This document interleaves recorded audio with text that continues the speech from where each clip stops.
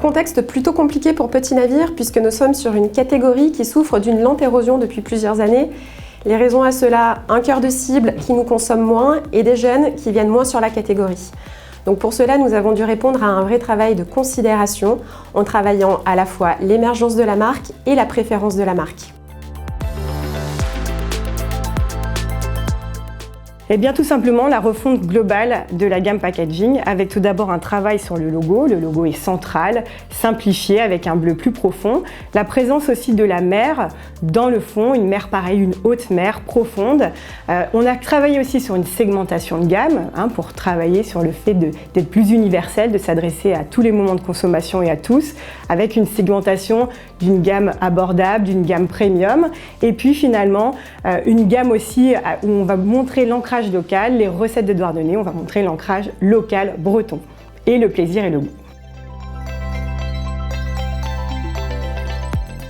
Alors pour nous, la partie innovante a été la méthode d'approche que l'on a eue avec notre agence de PAC, BETC Design, et toute la partie études qui nous a permis d'allier à la fois des études agiles et robustes pour étudier et pour valider la refonte PAC que l'on mettait en place.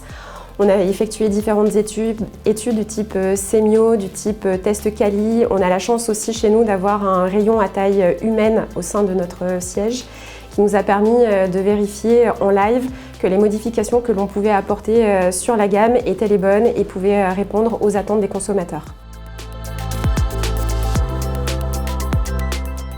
Et grâce à ce travail, nous avons des résultats plutôt encourageants pour Petit Navire, car nous avions pour objectif de travailler le recrutement sur les jeunes, c'est chose faite, notamment sur des cibles, sur des produits importants pour nous, tels que les marinés, le thon au naturel ou encore les tartinades.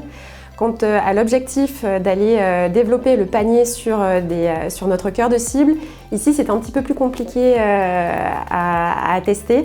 L'avenir nous le dira, car entre une crise économique qui fait que notre protéine n'est pas chère et également une météo qui a été très bonne cet été, difficile de dire si les très bonnes performances viennent de ce contexte particulier ou tout simplement de la refonte packaging.